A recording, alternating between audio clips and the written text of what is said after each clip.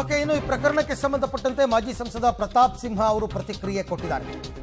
Site ಅನ್ನು ವಾಪಸ್ ಕೊಟ್ಬಿಡಿ ಅಂತ 2.5 ತಿಂಗಳ ಹಿಂದೆನೇ ಸಿಎಂ ನಾನು ಹೇಳಿದ್ದೆ.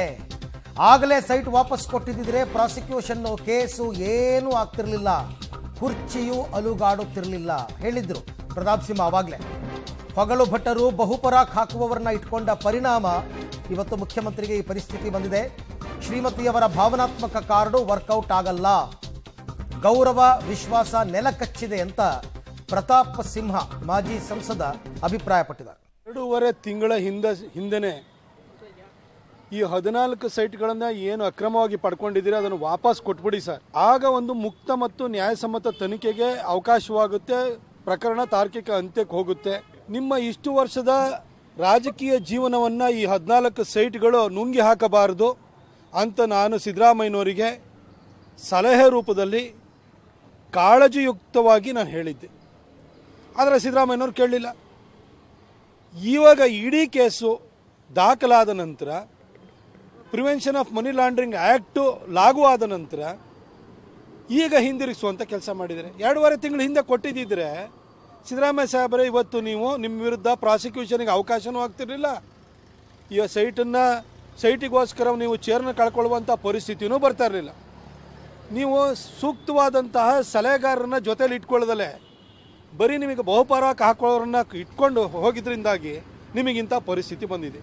ಹಾಗೆ ಈ ಪ್ರಕರಣದ ಮುಖಾಂತರವಾಗಿ ನಾನು ಎಲ್ಲರಿಗೂ ಹೇಳೋಕ್ಕೆ ಇಷ್ಟಪಡೋದು, ಇಡೀ ರಾಜ್ಯದಲ್ಲಿರುವಂಥ ಎಲ್ಲ ಸೀನಿಯರ್ ರಾಜಕಾರಣಿಗಳಿಗೆ, ಯಾರ್ಯಾರು ನಿಮ್ಮ ಕುಟುಂಬವನ್ನು ಹತ್ತಿರದಲ್ಲಿ ಇಟ್ಕೊಂಡಿದ್ದೀರಿ, ನಿಮ್ಮ ಮಕ್ಕಳನ್ನ ಬೆಳೆಸೋಕೆ ಹೋಗಿದ್ದೀರಿ, ಎಲ್ಲ ರಾಜಕಾರಣಿಗಳಿಗೂ ಇದೊಂದು ಪಾಠ. ಕೆಂಗಲ್ ಹನುಮಂತಯ್ಯನವರಿಂದ ಸಿದ್ದರಾಮಯ್ಯನವ್ರಿಗೂ ನಿಮ್ಮ ಕುಟುಂಬದವರೇ ನಿಮ್ಮ ವರ್ಚಸ್ಸಿಗೆ, ನಿಮ್ಮ ಕುರ್ಚಿಗೆ ಕಳಂಕವನ್ನು ಧಕ್ಕೆ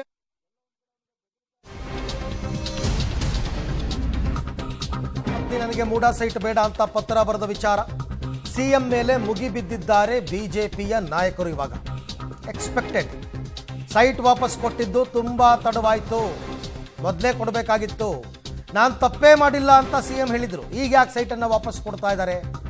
ಈಗ ಯೂ ಟರ್ನ್ ಹೊಡೆದಿದ್ದಾರೆ ಅಂತಕ್ಕಂಥದ್ದು ಸಿದ್ದರಾಮಯ್ಯನವ್ರ ಮೇಲೆ ಮಾಡಿರೋ ಆರೋಪ. ಕೂಡಲೇ ಸಿಎಂ ರಾಜೀನಾಮೆ ಕೊಡಬೇಕು ಅಂತ ಕೂಡ ಬಿಜೆಪಿಗರು ಆಗ್ರಹಿಸಿದ್ದಾರೆ. ಇದಿನ್ನೂ ಮುಂದುವರಿಯುತ್ತೆ, ಇಲ್ಲದೇ ಇದ್ರೆ ರಾಜ್ಯಾದ್ಯಂತ ಹೋರಾಟ ಮಾಡ್ತೀವಿ ಅಂತ ಆರ್ ಅಶೋಕ್ ವಿರೋಧ ಪಕ್ಷದ ನಾಯಕ ಎಚ್ಚರಿಕೆ ಕೊಟ್ಟಿದ್ದಾರೆ. ಮೂಡಾ ವಿಚಾರಕ್ಕೆ ಸಂಬಂಧಪಟ್ಟಂತೆ ಸಿಎಂ ಸಿದ್ದರಾಮಯ್ಯ ಮತ್ತು ಅವರ ಕುಟುಂಬದವರ ಮೇಲೆ ಈಗ ಇಡೀ ಪ್ರಕರಣ ಕೂಡ ದಾಖಲಾಗಿರುವಂಥದ್ದು, ಎಫ್ಐಆರ್ ಕೂಡ ಆಗಿದೆ.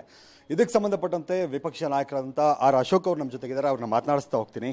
ಸರ್, ಏನು ಹೇಳ್ತೀರಿ ಸರ್? ಈಗ 2ನೇ ಪ್ರಕರಣ ಇಡಿಯಲ್ಲೂ ಕೂಡ ಎಫ್ಐಆರ್ ಆಗಿದೆ ಸಿಎಂ ಮತ್ತು ಅವರ ಕುಟುಂಬದವ್ರ ಮೇಲೆ.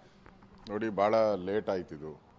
ಪ್ರಾರಂಭದಲ್ಲಿ ಗೌರವಾನ್ವಿತ ಮುಖ್ಯಮಂತ್ರಿಗಳು ನಾನು ತಪ್ಪೇ ಮಾಡಿಲ್ಲ, ನಾನು ಯಾಕೆ ಸೈಟ್ ವಾಪಸ್ ಕೊಡಬೇಕು, ಇವೆಲ್ಲ ಭಾಳ 100 ಜನಕ್ಕೆ ಮಾಧ್ಯಮದವರೆಗೂ ಕೂಡ ಕಾರವಾಗಿ ಉತ್ತರ ಕೊಟ್ಟಿದ್ದಾರೆ. ವಿರೋಧ ಪಕ್ಷಕ್ಕೂ ಕಾರವಾಗಿ ಉತ್ತರ ಕೊಟ್ಟಿದ್ದಾರೆ.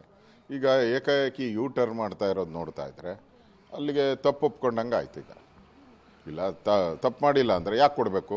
ಕೋರ್ಟಲ್ಲಿ ಫೈಟ್ ಮಾಡಬೇಕಾಯಿತು. ನಾನು ತಪ್ಪು ಮಾಡಿಲ್ಲ ಅಂತೇಳಿ ನ್ಯಾಯಾಲಯದಲ್ಲಿ ಫೈಟ್ ಮಾಡಬೇಕಾಯಿತು. ಅದು ಬಿಟ್ಬಿಟ್ಟು ಈಗ ಏಕಾಏಕಿ ಯೂ ಟರ್ನ್ ನೋಡಿದ್ರೆ ರಾಜ್ಯದ ಜನಕ್ಕೆ ಏನು ಸಂದೇಶ ಹೋಗ್ತೈತೆ?